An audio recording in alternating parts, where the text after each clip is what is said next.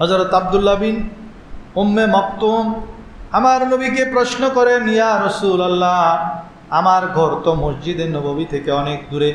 রাত্রে এবং দিনে যখন আমি মসজিদে আসি আমি চোখে দেখি না, অন্ধ, আমি চোখে দেখি না। গাছপালার সাথে ধাক্কা খাই, বড় বড় পাথরের সাথে উছুট খেয়ে পড়ে যাই। মসজিদে আসতে আমার কষ্ট হয়, বিভিন্ন সাপ বিচ্ছু পোকামাকড়ের ভয়ও আছে। রাতের অন্ধকারে এশারের বক্তে, ফজরের বক্তে যখন আমি মসজিদে আসি তখন বিভিন্ন হিংস্র পোকামাকড়ের ভয় লাগে আমার। ইয়া রাসূলুল্লাহ, আপনি যদি অনুমতি দেন আমি আমার নামাজ ঘরের মধ্যে পড়ে নিব। কোথায় রইলেন প্রাণের নবী, আমাদেরকে ছাড়িয়া, আপনি বিনে কি লাভ হবে এই মসজিদে বসিয়া। আল্লাহুম্মা সাল্লি আলা সাইয়্যিদিনা লানা মুহাম্মাদ ওয়া আলা আলি।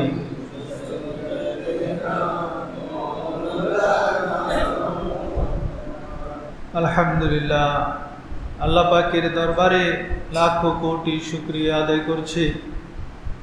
রব্বুল আলামিন আমাদেরকে পবিত্র জমাদিউল আউয়ালের দ্বিতীয় জুমা আদায় করার তৌফিক দিয়েছেন। সবাই বলেন আলহামদুলিল্লাহ।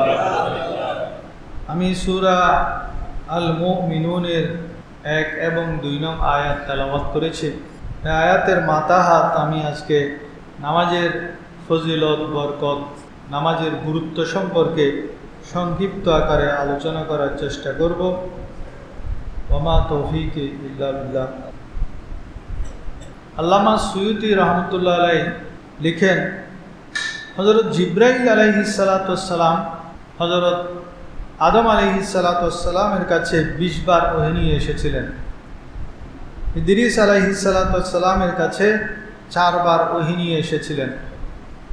হযরত নূহ আলাইহিস সালাতু ওয়াস সালামের কাছে 50 বার ওহী নিয়ে এসেছেন। হযরত ইব্রাহিম আলাইহিস সালাতু ওয়াস সালামের কাছে 42 বার ওহী নিয়ে এসেছেন। হযরত মূসা আলাইহিস সালাতু ওয়াস সালামের কাছে 400 বার ওহী নিয়ে এসেছেন। হযরত ঈসা আলাইহিস সালাতু ওয়াস সালামের কাছে 13 বার ওহী নিয়ে এসেছেন। আর হযরত মুহাম্মদ সাল্লাল্লাহু আলাইহি ওয়াসাল্লামের কাছে 24,000 বার ওহী নিয়ে এসেছেন। সুবহানাল্লাহ। এই ওহীর মধ্যে কখনো শরীয়তের বিভিন্ন আহকামও নিয়ে এসেছেন, রমজানের ফরজিয়ত নিয়ে এসেছেন, হজ ফরজের কথা নিয়ে এসেছেন, জাকাতের ফরজিয়তের বিধিবিধান নিয়ে এসেছেন। এভাবে আমাদের শরীয়তের যত বিধিবিধান সবগুলা জিবরাইল আলাইহিস সালাতু ওয়াস সালামের মারফত আল্লাহ তাআলা পাঠিয়েছেন। তবে নামাজ এমন এক বড় নিয়ামত, এমন একটা বড় উপহার উম্মতে মুহাম্মদীর জন্য। এই নামাজ আল্লাহ তাআলা স্বয়ং হুজুর নূর সাল্লাল্লাহু আলাইহি ওয়াসাল্লামকে মেরাজের রজনীতে স্পেশাল দাওয়াত দিয়ে নিয়ে গিয়ে আরশে আজিমের মধ্যে উপহার দিয়েছেন। সবাই বলেন সুবহানাল্লাহ।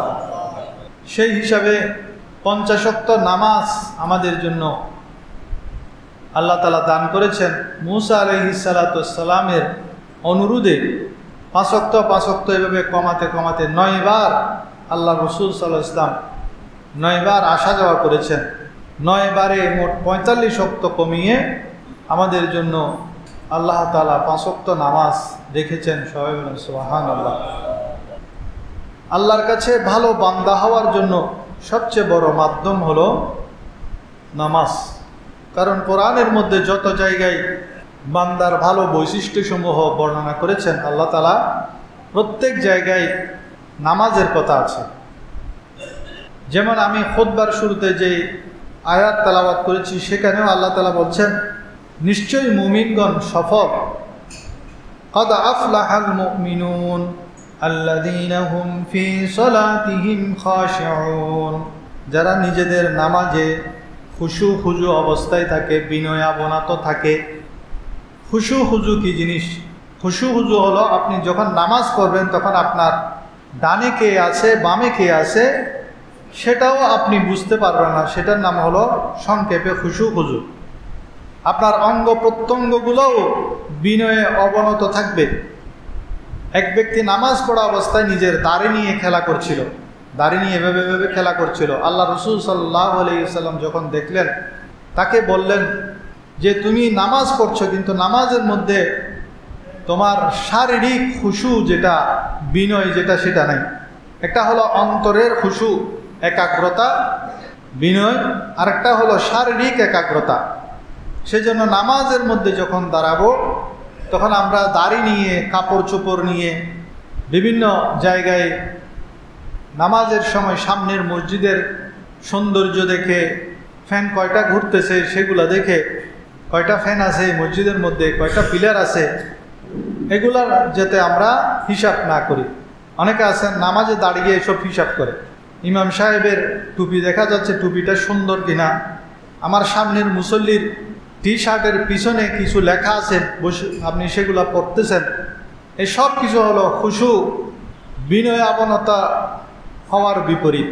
অথচ আল্লাহ তাআলা বলছেন ওই সমস্ত মুমিনগণ সফল হয়েছে যারা তাদের নামাজের মধ্যে বিনয় অবনত। এমনভাবে নামাজ পড়া যে আমার ডান পাশে কে আছে, বাম পাশে কে আছে, আমার সামনে কি হচ্ছে, পিছনে কি হচ্ছে, আমার উপরে কি হচ্ছে, নিচে কি হচ্ছে, সেদিকে আমার খেয়াল যাবে না।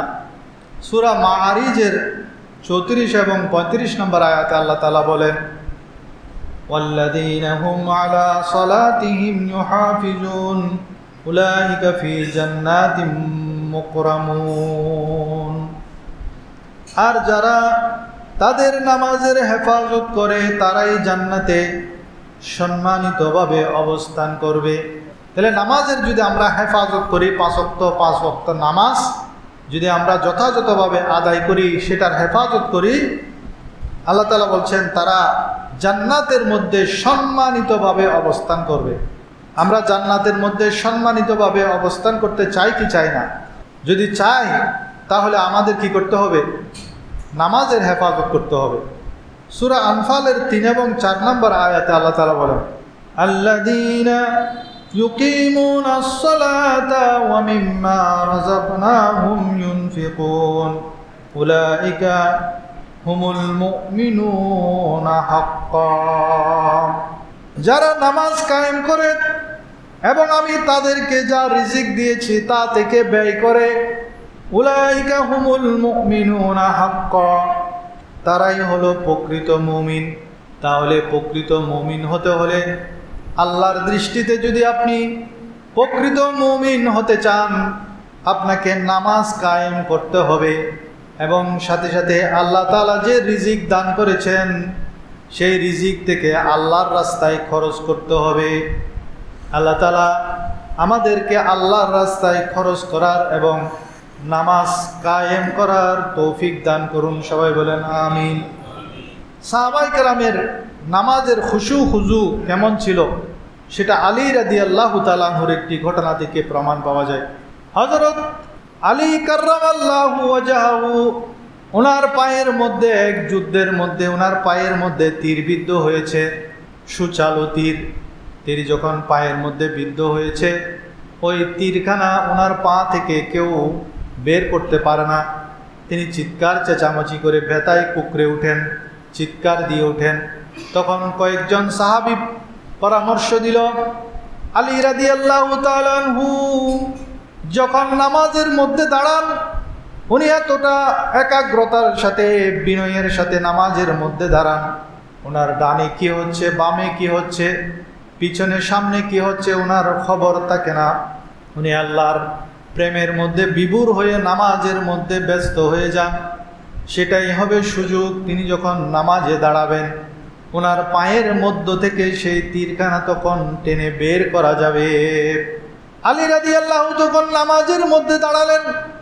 দুইজন সাহাবী হযরত আলী রাদিয়াল্লাহু তাআলা আনহুর ওই তীরখানা টেনে বের করে ফেললেন। আলী রাদিয়াল্লাহু তাআলা আনহুর জায়নামাজ রক্তে ভিজে গেল, তিনি বলতে পারেন না, নামাজ শেষ করলেন।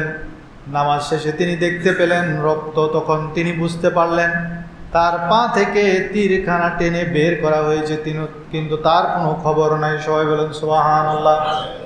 এখন তো নামাজ পড়লে আমাদেরকে মশায় কামড় দিল আমরা বলতে পারি, কিন্তু সাহাবায়ে কেরামের নামাজের একাগ্রতাটা এত বেশি গভীর ছিল, তাদের পায়ের মধ্যে যদি তীর বিদ্ধ হতো সেই তীর বের করলেও তাদের খবর হতো না। এমন বিনয় আবনতা খুশু হুজুর সাথে সাহাবায়ে কেরাম নামাজ পড়তেন। তারা নামাজের এত গুরুত্ব দিতেন, কোনো বাহানা তালাশ করতেন না নামাজের জন্য। আমরা তো নামাজের জন্য বাহানা তালাশ করি। বন্ধুকে যদি বলেন, বন্ধু চলো আজকে নামাজ পড়ব, তখন বন্ধু বলে যে ভাই আজকে পড়তে পারবো না, আমার পায়জামাটা একটু খারাপ হয়ে গেছে, আমার প্যান্টের মধ্যে নাপাক লেগেছে, অনেক ধরনের বাহানা, ভাই আমি একটু ব্যস্ত, আমার একটু কাজ আছে, আমার বাজারে যেতে হবে, আমার অমুক জায়গায় যেতে হবে। এই ধরনের অনেক তাল বাহানা আমরা নামাজ না পড়ার জন্য, অনেক ওজর আপত্তি আমরা নামাজ না পড়ার জন্য উপস্থাপন করি। কিন্তু সাহাবীদের সেই ওজর ছিল না, তারা নামাজের ওয়াক্ত হলে নামাজে চলে আসতেন। হযরত আব্দুল্লাহ আনসারী রাদিয়াল্লাহু তাআলা আনহু অত্যন্ত গরীব একজন সাহাবী, তারা চেষ্টা করত নামাজের জন্য ভালো উত্তম পোশাক পরিধান করার। উত্তম পোশাক পরিধান করে তারা নামাজের মধ্যে আসার চেষ্টা করত। হযরত আব্দুল্লাহ আনসারী রাদিয়াল্লাহু তাআলা আনহু ইদানিং কিছুদিন যাবৎ দেখা যায় ফজরের নামাজের পর আমার নবীজি সালাম যখন ফিরায় তিনি তাড়াহুড়ো করে চলে যান, সবার পরে আসেন, সবার আগে চলে যান। অথচ আল্লাহর প্যারা হাবিব সাল্লাল্লাহু আলাইহি ওয়াসাল্লাম নামাজের ফজরের নামাজের পরে তিনি সাহাবায়ে কেরামের দিকে ফিরতেন, ফিরে তাদের সাথে বিভিন্ন কথাবার্তা বলতেন, স্বপ্নের তাবির করতেন, মাসালা মাসাইল বলতেন, বিভিন্ন কিছু তালিম দিতেন, দরজ দিতেন। কিন্তু আব্দুল্লাহ আনসারী তিনি যখন প্রতিদিন তাড়াহুড়ো করে নামাজের পরে চলে যান, অন্যান্য সাহাবীরা সেটা লক্ষ্য করলেন। তারা কানাঘুষা করতে করতে সেই খবরটি আল্লাহর নবীর কানের মধ্যে পৌঁছে গেল। আল্লাহর নবী আব্দুল্লাহ আনসারীকে ডাকলেন, ডেকে জিজ্ঞেস করেন, ও আব্দুল্লাহ আনসারী, আমি কি তোমাকে কোনো কষ্ট দিয়েছি কিনা, আমি তোমাকে কোনো ব্যথা দিয়েছি কিনা, যেই কারণে তুমি নামাজের পরে আমার পিছনে বসতে চাও না, তাড়াহুড়ো করে চলে যাও, তোমার মাসালা কি আমাকে একটু বলো। আব্দুল্লাহ আনসারী বলে, ইয়া রাসূলুল্লাহ, আমার মা বাবা আপনার কদমে কোরবান হোক, আপনি কেন আমাকে কষ্ট দিবেন, বরং আমার একটি সমস্যা আছে, যেই সমস্যাটা আমি কাউকে বলতে চাই না। কি সমস্যা? ইয়া রাসূলুল্লাহ, আমার ঘরের মধ্যে আমি এবং আমার স্ত্রী আমরা দুইজনের কাছে নামাজ পড়ার জন্য উপযুক্ত মাত্র একটা মাত্র বড় কাপড় আছে, যে কাপড়টা পরিধান করে যখন আমি নামাজ পড়তে আসি, আমার বিবি ছেঁড়া ফাটা কাপড় পরিধান করে ঘরের কোণে বসে থাকে। আমি যখন ফজরের নামাজ পড়ি, আপনার পিছনে নামাজ পড়ে আমি তাড়াহুড়ো করে চলে যাই, আমার গায়ের কাপড়খানা যেটা নামাজের উপযুক্ত সেই চাদরখানা খুলে আমার বিবিকে দেই, আমার বিবি সেই কাপড়খানা পরিধান করে সে নামাজ পড়ে। আমি যদি এখানে আপনার পিছনে বসে থাকি, সূর্য উঠে যাবে, সূর্য উঠে গেলে আমার বিবির নামাজের ওয়াক্ত চলে যাবে, সেই জন্য আমি তাড়াহুড়ো করে চলে যাই।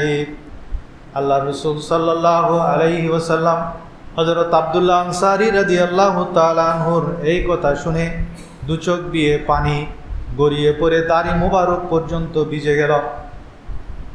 এত দরিদ্র ছিল, কিন্তু তবুও তারা বাহানা তালাশ করে নাই। একটা কাপড় মাত্র নামাজ পড়ার জন্য উপযুক্ত ছিল, সেই কাপড় দিয়ে প্রথমে স্বামী নামাজ পড়তেন আব্দুল্লাহ আনসারী, তারপর তিনি দৌড়ে দৌড়ে গিয়ে বিবিকে সেই কাপড়টি দিতেন, সেই কাপড় পরিধান করে তার স্ত্রীও নামাজ পড়ত। সবাই বলেন সুবহানাল্লাহ। আল্লাহ তাআলা আমাদেরকেও সেরকম গুরুত্বের সাথে, এহতেমামের সাথে পরিবারের সবাইকে নিয়ে নামাজ আদায় করার তৌফিক দান করুন। সবাই বলেন আমিন। এই হাদিসখানা মুসনাদ আহমদের মধ্যেও এই হাদিসখানা বর্ণিত আছে। একবার রাসূলুল্লাহ সাল্লাল্লাহু আলাইহি ওয়াসাল্লামের একজন অন্ধ সাহাবী ছিলেন, হযরত আব্দুল্লাহ ইবনে উম্মে মাকতুম রাদিয়াল্লাহু তাআলা আনহু। তাকে আমার নবীজি খুব ভালোবাসতেন, তিনি দুইবার আযানও দিয়েছেন, তার দিয়ে আমার নবীজি আযানও দিয়েছেন। হযরত আব্দুল্লাহ বিন উম্মে মাকতুম আমার নবীকে প্রশ্ন করেন, ইয়া রাসূলুল্লাহ, আমার ঘর তো মসজিদে নববী থেকে অনেক দূরে, রাত্রে এবং দিনে যখন আমি মসজিদে আসি আমি চোখে দেখি না, অন্ধ, আমি চোখে দেখি না। গাছপালার সাথে ধাক্কা খাই, বড় বড় পাথরের সাথে উচুট খেয়ে পড়ে যাই। মসজিদে আসতে আমার কষ্ট হয়, বিভিন্ন সাপ বিচ্ছু পোকামাকড়ের ভয়ও আছে। রাতের অন্ধকারে এশারের বক্তে, ফজরের বক্তে যখন আমি মসজিদে আসি তখন বিভিন্ন হিংস্র পোকামাকড়ের ভয় লাগে আমার। ইয়া রাসূলুল্লাহ, আপনি যদি অনুমতি দেন আমি আমার নামাজ ঘরের মধ্যে পড়ে নিব। আল্লাহর রাসূল হযরত আব্দুল্লাহ ইবনে উম্মে মাকতুম রাদিয়াল্লাহু তাআলা আনহুকে বলেন, হে আব্দুল্লাহ, তুমি কি ঘরের মধ্যে বসে বসে মসজিদের আজান শুনতে পাও কিনা? হযরত আব্দুল্লাহ ইবনে মাকতুম বলেন, ইয়া রাসূলুল্লাহ, আমি আজান শুনতে পাই। তখন আল্লাহ রাসূল সাল্লাল্লাহু আলাইহি ওয়াসাল্লাম বললেন, যদি তুমি আজান শুনতে পাও তাহলে তোমাকে মসজিদে আসতে হবে। তুমি যদিও অন্ধ তবুও তোমার জন্য জামাত তরক করার কোনো ওজর নাই, তুমি মসজিদের মধ্যে চলে আসবে। কথিত আছে, কোনো কোনো বর্ণনায় আছে, এরপর থেকে হযরত আব্দুল্লাহ ইবনে উম্মে মাকতুম রাদিয়াল্লাহু তাআলা আনহু ঘর থেকে মসজিদের নববী পর্যন্ত একটি রশি বেঁধে দিয়েছিলেন। সেই রশিটা ধরে ধরে তিনি মসজিদে নববীতে এসে 5 ওয়াক্ত নামাজ জামাতের সাথে আদায় করতেন। সবাই বলেন সুবহানাল্লাহ। তবু আমার নবীজি তাকে বলেন নাই, তুমি যেহেতু অন্ধ, আসার চোখে কেউ ধরে নিয়ে আসার জন্য কেউ নাই, চোখে দেখতে পাও না, পোকামাকড় বিচ্ছু এগুলার ভয় আছে, গাছের সাথে ধাক্কা লেগে পড়ে যাও, পাথরের সাথে হুচুট খেয়ে পড়ে যাও, অনেক ওজর আপত্তি, তুমি এক কাজ করো, ঘরের মধ্যে নামাজ পড়ি, এমনটি বলেন নাই। বরং জিজ্ঞেস করেছেন তুমি কি আজান শুনতে পাও কিনা। সে যখন বলল যে আজান শুনতে পাই, তখন আমার নবীজি বললেন, তাহলে তোমাকে মসজিদে আসতে হবে।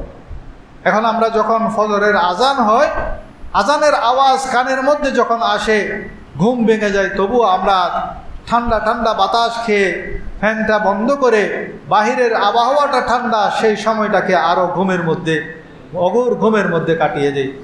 কিন্তু সাহাবায়ে কেরাম নামাজের জন্য পাগল ছিলেন।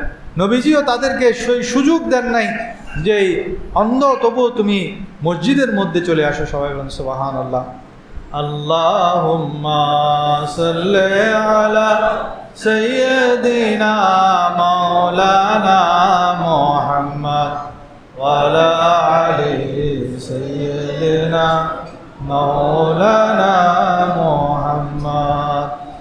নামাজের অসংখ্য উপকারিতা, বরকত রয়েছে। তার মধ্যে থেকে আমি 15টি উপকারিতা বা বরকত হাদিস শরীফ এবং কোরআনের আলোকে আপনাদের সামনে তুলে ধরার চেষ্টা করব, যদি সময় সংকলন হয়। 1 নম্বর হলো রাহাতান লিল কলব। নামাজ পড়লে আল্লাহ মনে শান্তি দান করেন। আমাদের মনে অশান্তি, পেরেশানি, এই সমস্ত অশান্তি পেরেশানি যদি দূর করতে চান তাহলে নামাজ পড়তে হবে। যেমন আবু দাউদ শরীফের 4986 নম্বর হাদিসের বর্ণনা, হযরত আব্দুল্লাহ ইবনে মুহাম্মদ ইবনুল হানাফিয়া রাহমাতুল্লাহ আলাইহি বর্ণনা করেন, আমি এবং আমার পিতা আমার শ্বশুর বাড়ি, আনসারি শ্বশুর বাড়ির মধ্যে বেড়াতে গেলাম। আমার শ্বশুর অসুস্থ, তাকে দেখার জন্য যখন গেলাম, আমরা যাওয়ার পরই নামাজের রক্ত হলে আমার শ্বশুর ওনার ঘরের কোনো একজন মেয়েকে বলল যে অজুর পানির ব্যবস্থা করো, আমি নামাজের মাধ্যমে প্রশান্তি লাভ করতে চাই। এটা যখন বললেন তখন হাদিসের রাবি তিনি বলেন, আমরা মনক্ষুণ্ণ হলাম, আমরা এইমাত্র আসছি, উনি আমাদেরকে রিসিপশন না দিয়ে আমাদের সাথে একটু বসে কথা আলাপ আলোচনা না করে তিনি নামাজের জন্য দুম্বাদুম্বি করতেছেন। ওনারা মনে একটু কষ্ট পেলেন। যখন মনে কষ্ট পেলেন তখন ওই সাহাবি, অসুস্থ সাহাবি যিনি, তিনি আল্লাহ রসুল সাল্লাল্লাহু আলাইহি ওয়াসাল্লামের একটি হাদিস তাদেরকে শোনালেন। বললেন, আপনারা মনে কষ্ট পাবেন না, আমি এই কথাটা আল্লাহ রসুল সাল্লাল্লাহু আলাইহি ওয়াসাল্লামের হাদিস মোতাবেক বলেছি। আল্লাহর প্যারা হাবিব সাল্লাল্লাহু আলাইহি ওয়াসাল্লামকে বলতে আমি শুনেছি, কুম ইয়া বেলাল আকিম ফাআরিহনা বিসসালাত, হে বেলাল আজান দাও, আমরা নামাজের মাধ্যমে প্রশান্তি লাভ করব। তাহলে এই হাদিসের মাধ্যমে বোঝা যায়, কারো মনের মধ্যে যদি অশান্তি থাকে, অশান্তি থেকে প্রশান্তি লাভ করার জন্য কি করতে হবে? নামাজ পড়তে হবে। মনের মধ্যে বেচাইনি লাগতেছে, নামাজে দাঁড়িয়ে যান। নামাজের রক্ত হয় না, রক্ত নাই, নফল নামাজ পড়েন, দেখবেন মনের বেচাইনি, অশান্তি, পেরেশানি দূর হয়ে যাবে। 2 নম্বর হলো যে কোনো কঠিন সমস্যার সম্মুখীন হলে নামাজের মাধ্যমে আল্লাহর সাহায্য গ্রহণ করা। আবু দাউদ শরীফের 1319 নম্বর হাদিসের বর্ণনা, হযরত হুযায়ফা সূত্রে বর্ণিত, তিনি বলেন, আল্লাহর পেরা হাবিব সাল্লাল্লাহু আলাইহি ওয়াসাল্লাম ইরশাদ করেন, কানান নবিয়্যু সাল্লাল্লাহু আলাইহি ওয়াসাল্লাম ইজা খাযাবাহু আমরুন সাল্লাম। নবীজি সাল্লাল্লাহু আলাইহি ওয়াসাল্লাম যে কোনো কঠিন সমস্যার সম্মুখীন হলে নামাজের মধ্যে দাঁড়িয়ে যেতেন। সবাই বলেন সুবহানাল্লাহ। তাহলে আমরাও যখন কঠিন সমস্যার সম্মুখীন হব তখন আমরা কি করব? নামাজে দাঁড়িয়ে যাব। নামাজে দাঁড়িয়ে নামাজের পরে দোয়ার মাধ্যমে আল্লাহর কাছে সেই সমস্যার কথা বলবো। অসুস্থ লাগতেছে, শারীরিক অশান্তি, নামাজে দাঁড়িয়ে যান। নামাজে দাঁড়িয়ে আল্লাহর কাছে নিজের অশান্তির কথা, নিজের পেরেশানির কথা বলেন, তারপর অন্যান্যদেরকে বলেন। নামাজ না পড়ে প্রথমে আল্লাহকে জানান আপনার সমস্যার কথা, কারণ আপনার সেই সমস্যার সমাধান করবেন আল্লাহ তাআলা। সবাই বলেন সুবহানাল্লাহ। সেজন্য আগে কাকে বলতে হবে? আল্লাহকে বলতে হবে। আল্লাহকে বলার মাধ্যম কি? নামাজ। আল্লাহকে বলার মাধ্যম কি? নামাজ। 3 নম্বর হলো নামাজের মাধ্যমে চেহারা নূরানি হয়। সে যদি কালো হয় তবুও তার চেহারার দিকে তাকালে আপনার মায়া লাগবে, ভক্তি লাগবে। কিন্তু যে বেনামাজি সে যদি ফর্সাও হয় তবুও দেখবেন তার চেহারার মধ্যে কোনো মায়া দয়া নাই, ভক্তি লাগে না তাকে দেখলে। এমনি দবদবে সাদা কিন্তু তার চেহারার মধ্যে ভক্তি নেই। কিন্তু যে নামাজ পড়ে সে যদি ফর্সা হয় আরও সুন্দর হয়ে যাবে, কালো হলে তার চেহারা আল্লাহ তাআলা নূর দিয়ে ভরিয়ে দিবেন। সবাই বলেন সুবহানাল্লাহ।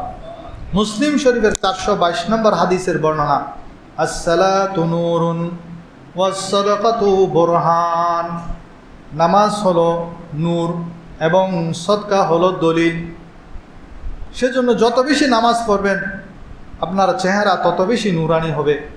আল্লাহ তাআলা নামাজের মাধ্যমে আমাদের চেহারাকে নূরানি করার তৌফিক দান করুন।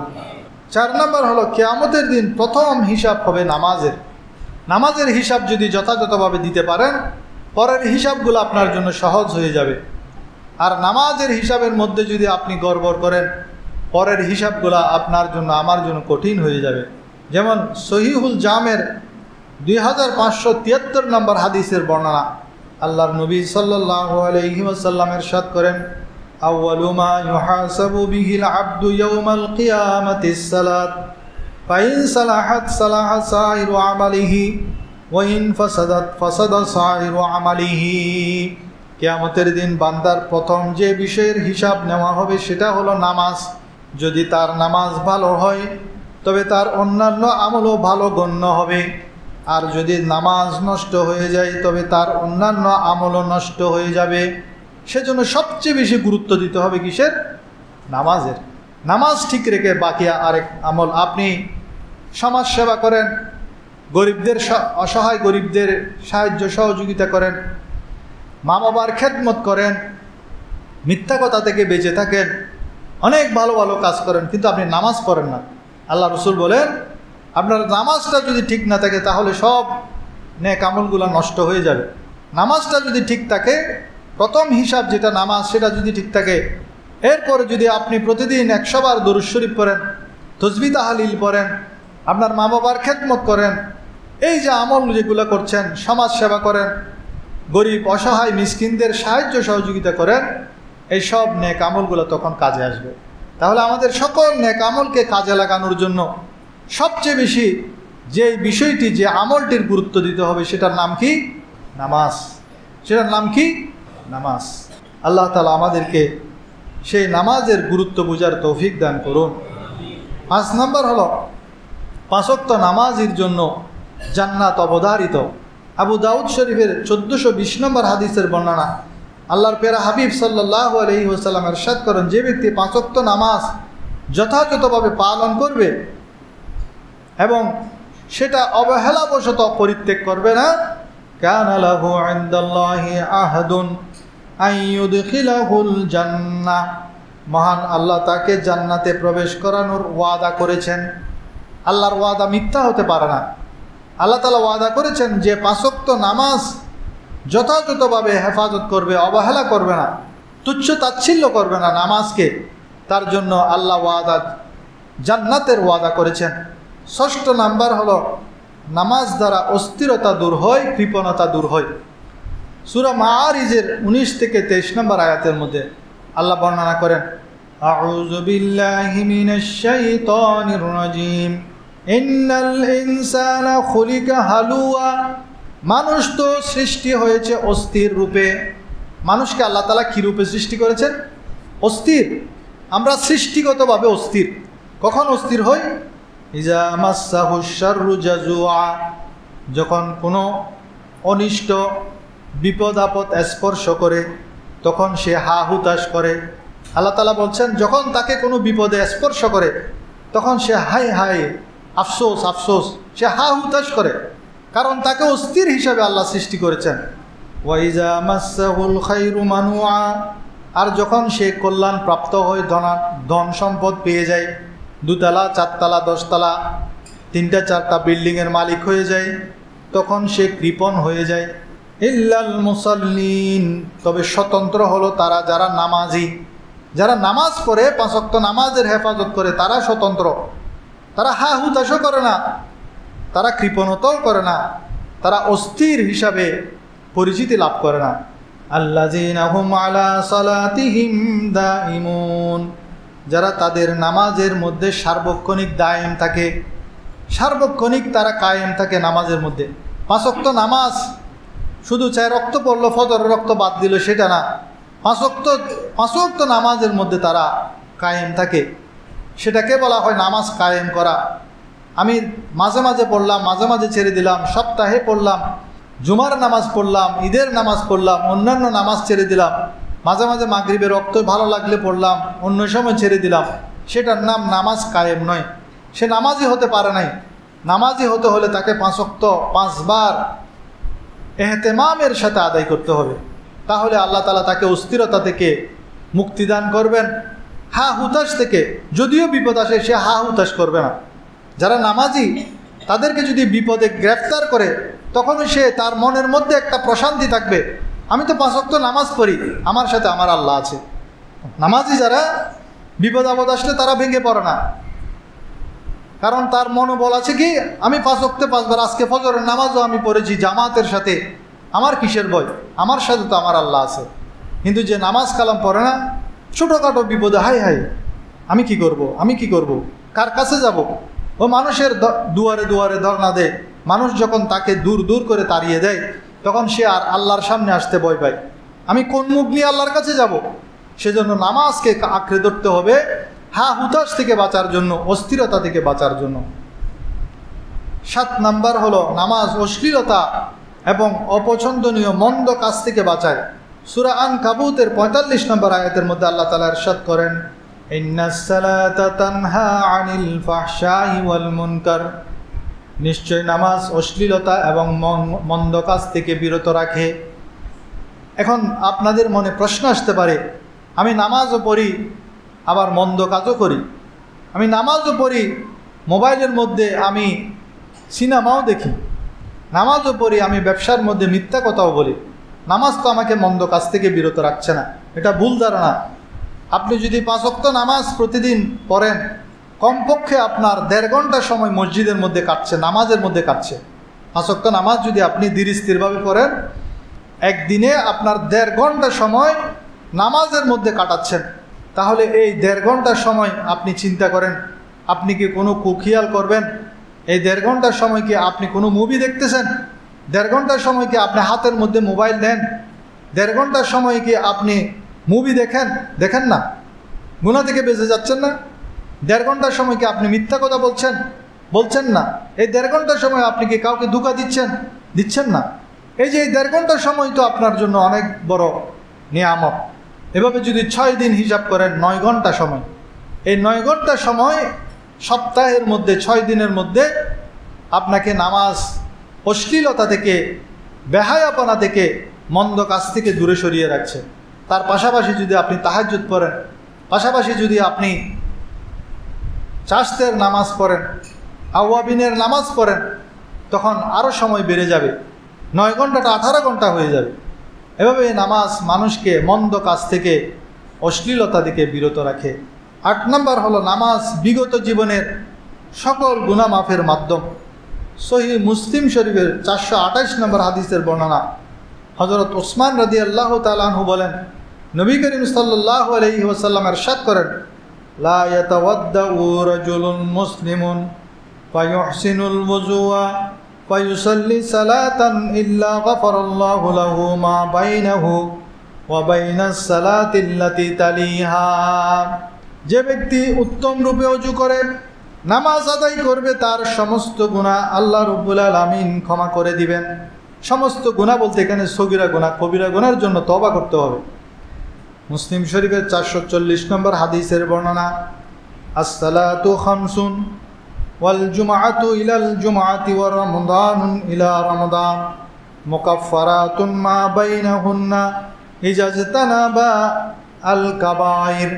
আল্লাহর পেয়ারা হাবিব বলেন, 5 ওয়াক্ত নামাজ, এক নামাজ থেকে আরেক নামাজের মধ্যবর্তী সময়ের যে সময়টা আছে, ফজর থেকে জোহর, জোহর পড়লেন, জোহর থেকে আসর, আসর পড়লেন, আসর থেকে মাগরিব, মাগরিব পড়লেন, মাগরিব থেকে এশা, এশা পড়লেন, এশা থেকে ফজর।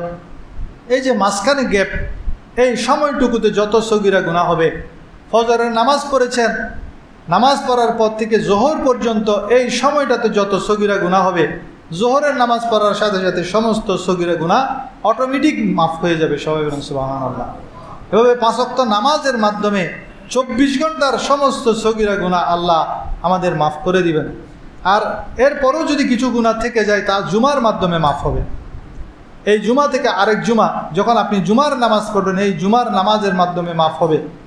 এরপরও যদি কিছু থেকে যায়, সেটা রমজানের মাধ্যমে, এক রমজান থেকে আরেক রমজান পর্যন্ত মাঝখানে যত সগীরা গুনাহ, সমস্ত সগীরা গুনাহ আল্লাহ তাআলা মাফ করে দিবেন।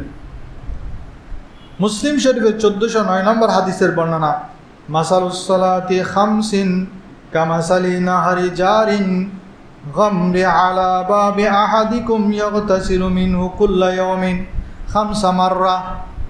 আল্লাহর পেয়ারা হাবিব সাল্লাল্লাহু আলাইহি ওয়াসাল্লাম বলেন, 5 ওয়াক্ত নামাজকে তোমাদের কারোর বাড়ির দরজার পাশে দুকুল ছাপিয়ে যদি একটি নদী প্রবাহিত থাকে, ওই নদীর মধ্যে যদি কেউ গোসল করে 5 ওয়াক্তে 5 বার, তাহলে তার শরীরে যেমন কোনো ময়লা থাকবে না, তেমনিভাবে 5 ওয়াক্ত নামাজ যে পড়বে তার মধ্যে কোনো গুনাহ থাকবে না। সবাই বলেন সুবহানাল্লাহ।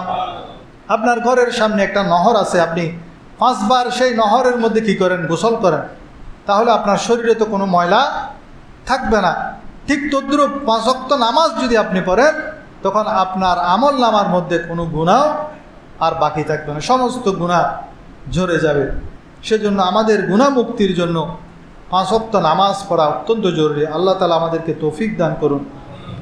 9 নম্বর হলো নামাজ পড়লে মর্যাদা বৃদ্ধি পায়।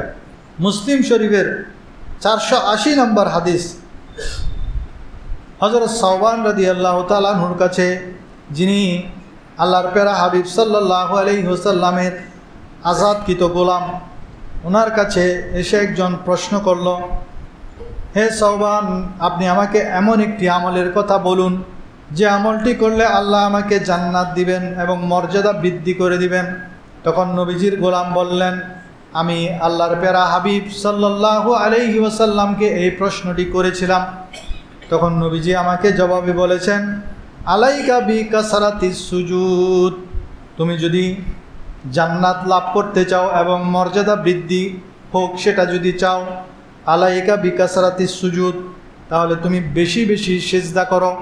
বেশি বেশি সিজদা মানে বেশি বেশি নামাজ পড়ো। যদি বেশি বেশি নামাজ পড়ো, তাহলে তোমার জন্য জান্নাত অবধারিত হয়ে যাবে এবং তোমার মর্যাদাও আল্লাহ তাআলা বৃদ্ধি করে দিবেন। 10 নম্বর হলো নামাজ পড়লে জান্নাতে নবীজির কাছাকাছি থাকা যায়।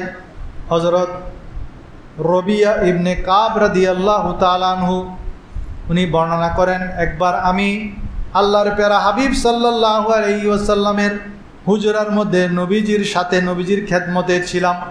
রাত্রে যখন আমার নবীজি উঠলেন, আমি নবীজিকে পানি এনে দিলাম, অজুর পানি এনে দিলাম, আমার নবীর অনেক খেদমত করলাম। তখন নবী করিম সাল্লাল্লাহু আলাইহি ওয়াসাল্লাম আমাকে প্রশ্ন করেন, হে রবিয়া ইবনে কাব, তুমি আমার কাছে কিছু চাও, তুমি আমার কাছে গভীর রাত তাহাজ্জুদের সময় কেউ নাই, সবাই ঘুমন্ত, তখন রবিয়া ইবনে কাব আমার নবীজির খেদমত করতেছেন। আমার নবীজি তার খেদমতে খুশি হয়ে রবিয়াকে বলেন, হে রবিয়া, তুমি আমার কাছে কিছু চাও, তুমি যেটা চাইবে আমি তোমাকে সেটা দিব। তখন রবিয়া ইবনে কাব আল্লাহর রসুল সাল্লাল্লাহু আলাইহি ওয়াসাল্লামকে বলেন, ইন্নী আসআলুকা মুরাফাকাতাকা ফিল জান্নাহ, ইয়া রাসূলুল্লাহ, আমি জান্নাতে আপনার সাথে থাকতে চাই। আমরা হলে কি বলতাম, ইয়া রাসূলুল্লাহ, আমাকে ধনশালী বানিয়ে দেন, আমাকে 5 তলা 10 তলা 15 তলা বিল্ডিংয়ের মালিক বানিয়ে দেন, আমাকে কোটি কোটি টাকার মালিক বানিয়ে দেন। কিন্তু রবিয়া ইবনে কাব বুদ্ধিমান ছিল, সাহাবায়ে কেরামের বুদ্ধি বেশি ছিল, সেজন্য তিনি বলেন, ইন্নী আসআলুকা মুরাফাকাতাকা ফিল জান্নাহ, ইয়া রাসূলুল্লাহ, আমি জান্নাতে আপনার সাথে থাকতে চাই। তখন আমার নবীজি তাকে আবার জিজ্ঞেস করেন, তুমি কি আর কিছু চাও না, আর কিছু লাগবে না তোমার? বলে যে না ইয়া রাসূলুল্লাহ, এটাই যথেষ্ট, আমি এটাই শুধু চাই। তখন নবী করিম সাল্লাল্লাহু আলাইহি ওয়াসাল্লাম তাকে বললেন, ঠিক আছে, তুমি আমাকে বেশি বেশি সিজদার মাধ্যমে সহযোগিতা করো, অর্থাৎ তুমি যদি বেশি বেশি সিজদা করো, নামাজের পাবন্দি করো, তাহলে আমার সাথে জান্নাতে একত্রে থাকতে পারবে। সবাই বলুন সুবহানাল্লাহ। তাহলে আমরাও যদি বেশি বেশি সিজদা করি, 5 ওয়াক্ত 5 বার নামাজ পড়ি, সাথে সাথে নফল নামাজ সমূহ এহতেমাম করি, ফরজ নামাজ সমূহ এহতেমাম করি, নামাজকে কায়েম করি, গুরুত্বের সাথে, অবহেলা করে নয়, গুরুত্বের সাথে নামাজ। কখন আজান হবে সেদিকে আমাদের কান খাড়া রাখতে হবে। আজান দেওয়ার সাথে সাথে সমস্ত নামাজকে বলো না কাজ আছে, কাজকে বলো আমার নামাজ আছে, একটা জনপ্রিয় গজল আছে না, খুব সুন্দর। যখন আজান হবে সাথে সাথে সমস্ত কাজ স্টপ করে দিবেন, সেখানে স্টপ করে আপনি মসজিদের দিকে ছুটে যাবেন। দোকানের কর্মচারীদেরকেও, আপনার অধীনস্থ যারা আছে তাদেরকেও নামাজের জন্য উৎসাহিত করবেন, তাহলে আল্লাহ তাআলা আপনার রিজিকের মধ্যে বরকত দান করবেন। 11 নম্বর হলো, যারা হেঁটে হেঁটে নামাজে যান তাদের ফজিলত। মুসলিম শরীফের 1407 নম্বর হাদিসের বর্ণনা, হযরত আবু হুরায়রা রাদিয়াল্লাহু তাআলা আনহু থেকে বর্ণিত, তিনি বলেন, আল্লাহর প্যারা হাবিব সাল্লাল্লাহু আলাইহি ওয়াসাল্লাম বলেছেন, যে ব্যক্তি ঘরের মধ্যে সুন্দরভাবে ওযু করে পুত পবিত্র হয়ে ওযু করে তারপর ফরজ নামাজ আদায় করার জন্য হেঁটে হেঁটে আল্লাহর ঘর মসজিদের দিকে যাবে, কানাত খাতওয়াতাহু ইহদাহুমা তাহুত্তু হাতিয়াতান ওয়াল উখরা তারফাউ দারাজাত, তার প্রতিটি পদক্ষেপে একটি পাপ ঝরে পড়বে এবং একটি মর্যাদা বৃদ্ধি পাবে। আপনি একটি কদম রাখলেন, আপনার একটি গুনাহ ঝরে যাবে। সেজন্য সাহাবায়ে কেরাম চাইতেন মসজিদ থেকে দূরে দূরে ঘর বাঁধার জন্য, মসজিদের কাছে না, মসজিদ থেকে দূরে দূরে তারা থাকার চেষ্টা করতেন। কারণ তিনি চিন্তা করতেন, আমি যত দূর থেকে আসব, প্রতিটা কদমে কদমে আমার একটা একটা গুনাহ ঝরে যাবে, প্রতিটা কদমে কদমে আমার একটা একটা মর্যাদা বৃদ্ধি পাবে। তারা হাদিসগুলো শুনে সেটাকে বিশ্বাস করত, তার উপর আমল করত। এখন আমরা মসজিদের সাথে ঘর থাকা সত্ত্বেও মসজিদ থেকে আমরা মসজিদে এসে, ঘর থেকে মসজিদে এসে নামাজ পড়তে পারি না, দেরি হয়ে যায়, 1-2 রাকাত ছুটে যায়, একামত শোনা যায়, ঘর থেকে মসজিদের একামত শোনা যায়, এই ইমাম সাহেব আল্লাহু আকবার বলে তখন ঘর থেকে বের হয়, আস্তে আস্তে 2 রাকাত চলে যায়। এটা হলো অবহেলা করা, নামাজের ইহতেমাম না করা। 12 নম্বর হলো, আল্লাহ জান্নাতের মেহমানদারি ব্যবস্থা করবেন। বুখারী শরীফের 662 নম্বর হাদিসের বর্ণনা, আবু হুরায়রা রাদিয়াল্লাহু তাআলা আনহু থেকে বর্ণিত, আল্লাহ রাসূল সাল্লাল্লাহু আলাইহি ওয়াসাল্লাম বলেছেন, মান গাদা ইলা মসজিদি ওয়ারাহা আ'আদ্দাল্লাহু লাহু নুজুলাহু মিনাল জান্নাতি কুল্লামা গাদাও রাহা, যে ব্যক্তি সকালে এবং সন্ধ্যায় যতবার মসজিদে যায়, আল্লাহ তাআলা তার জন্য জান্নাতে ততবার মেহমানদারির ব্যবস্থা করেন। যারা 5 ওয়াক্তে 5 বার মসজিদে আসেন, জান্নাতের মধ্যে আল্লাহর মেহমানদারি গ্রহণ করার জন্য প্রস্তুতি গ্রহণ করেন। কত মেহমানদারি, কত মেজবান খাইতে পারেন জান্নাতের মধ্যে। কারণ আমার নবীজি বলছেন, যারা সকাল সন্ধ্যায় মসজিদে যাবে তাদের জন্য আল্লাহ তাআলা জান্নাতে ততবার মেহমানদারির ব্যবস্থা করবেন। এখন আপনি দিনে যদি 5 বার আসেন, তাহলে জান্নাতের মধ্যে 5 বার, প্রতিদিন আপনার জন্য 5 বার, এটা কিয়ামত আবাদুল আবাদ থাকবে জান্নাতের মধ্যে মেহমানদারি। প্রতিদিন আপনার জন্য 5 বার মেহমানদারি করবেন। তো আল্লাহর মেহমানদারি গ্রহণ করার জন্য আমাদের কি করতে হবে? 5 ওয়াক্তে 5 বার মসজিদে আসতে হবে। আল্লাহ তাআলা আমাদেরকে তৌফিক দান করুন। 13 নম্বর হলো মসজিদে নামাজের অপেক্ষায় বসে থাকলে ফেরেশতারা দোয়া করে। কিছু পড়তেছেন না, এমনি বসে আছেন, তখন ফেরেশতারা আপনার জন্য দোয়া করেন। এটা বুখারী শরীফের 2119 নম্বর হাদিস। ফেরেশতারা কি দোয়া করে? আল্লাহুম্মা সাল্লি আলাইহি আল্লাহুম্মা রহমহু, হে আল্লাহ আপনি তার প্রতি অনুগ্রহ করুন, তার উপর রহম করুন। তো ফেরেশতাদের দোয়া তো কবুল হয়। আপনি মসজিদে এসে তাসবিহ তাহলিলও পড়েন নাই, এমনি এসে আগে ভাগে এসে বসে আছেন, চুপ বসে আছেন, তখন আপনার জন্য যতক্ষণ বসে থাকবেন ততক্ষণ ফেরেশতারা এই দোয়াটি করবেন, হে আল্লাহ আপনি তার উপর অনুগ্রহ করুন এবং তার প্রতি রহম করুন। সবাই বলেন সুবহানাল্লাহ। 14 নম্বর হলো হজ এবং উমরার সওয়াব লাভ করা। আবু দাউদের 558 নম্বর হাদিসের বর্ণনা। আবু উমামা রাদিয়াল্লাহু সূত্রে বর্ণিত, আল্লাহর প্যারা হাবিব বলেন, মান খারাজা মিন বাইতিহি মুতাতাহহিরান ইলা সালাতিন মাকতুবাতিন ফা আজরুহু কা আজরিল হাজ্জিল মুহরিম। যে ব্যক্তি ফরজ নামাজের জন্য ওযু করে নিজ ঘর থেকে বের হবে, সে একজন এহরামদারী হাজির সমান সওয়াব পাবে।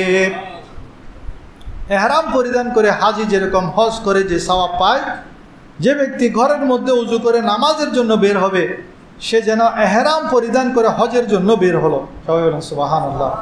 15 নম্বর ফজিলত হলো সহিহুল জামের 445 নম্বর হাদিসের বর্ণনা।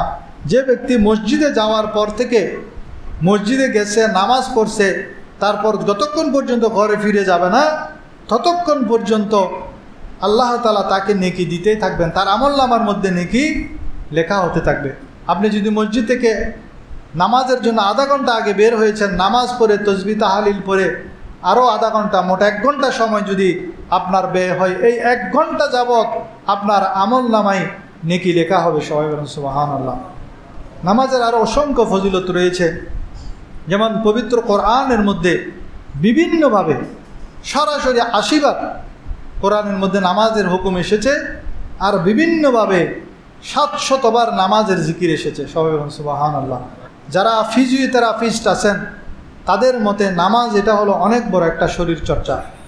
জোহর এবং এশারের নামাজ, সেই সময়ে আশেপাশে আমরা ভারী খাবার খাই, সেজন্য আল্লাহ সেই সময়টাতে নামাজের রাকাতও বেশি রেখেছেন। এটা হলো আমাদের খাবারের ডাইজেস্টের জন্য খুবই উপকারী। হযরত আদম আলাইহিস সালাম ফজরের নামাজ পড়েছেন, দাউদ আলাইহিস সালাম জোহরের নামাজ পড়েছেন, সুলাইমান আলাইহিস সালাম আসরের নামাজ পড়েছেন, ইয়াকুব আলাইহিস সালাম মাগরিবের নামাজ পড়েছেন, আর আমাদের নবী মুহাম্মদুর রাসূলুল্লাহ সাল্লাল্লাহু আলাইহি ওয়াসাল্লাম এশারের নামাজ পড়েছেন। এশারের নামাজের মাধ্যমে উম্মতে মুহাম্মদীকে আল্লাহ তাআলা মর্যাদা দান করেছেন। আগের উম্মত 5 ওয়াক্ত নামাজ পড়ে নাই, কোনো কোনো উম্মত 2 ওয়াক্ত নামাজ পড়েছেন, ফজর এবং আসরের 2 রাকাত। আর আমাদেরকে আল্লাহ তাআলা 5 ওয়াক্ত নামাজ দিয়েছেন। আগের উম্মত যেখানে সেখানে নামাজ পড়তে পারতো না, তাদের নির্ধারিত প্যাগোডার মধ্যে, তাদের নির্ধারিত মন্দিরের মধ্যে তারা নামাজের এহতেমাম করত। কিন্তু আমাদের জন্য আল্লাহ তাআলা সুযোগ রেখেছেন, যেখানে নামাজের ওয়াক্ত হবে সেখানে নামাজ পড়ার সুযোগ আছে। আপনি কোনো কারণে জামাত পড়তে পারেন নাই, কোনো ব্যস্ততার কারণে, তখন আপনি যেখানে আছেন, হাল চাষ করছেন জমিনের মধ্যে, আপনি যাই নামাজ বিছিয়ে নামাজ পড়ে ফেলতে পারবেন। আগের উম্মতের জন্য আজানের ব্যবস্থা ছিল না, কিন্তু আমাদের জন্য আল্লাহ তাআলা আজানের ব্যবস্থা করেছেন। এই নামাজের মধ্যে আগের উম্মত কোরআন তেলাওয়াত করতো না, তাদের কাছে কোরআন ছিল না, কিন্তু আমাদেরকে এমন একটা কিতাব দিয়েছেন, যেই কিতাব ছোট ছোট বাচ্চারা পর্যন্ত মুখস্থ করে ফেলে, যা নামাজের মাধ্যমে আমরা শুনতে পাই।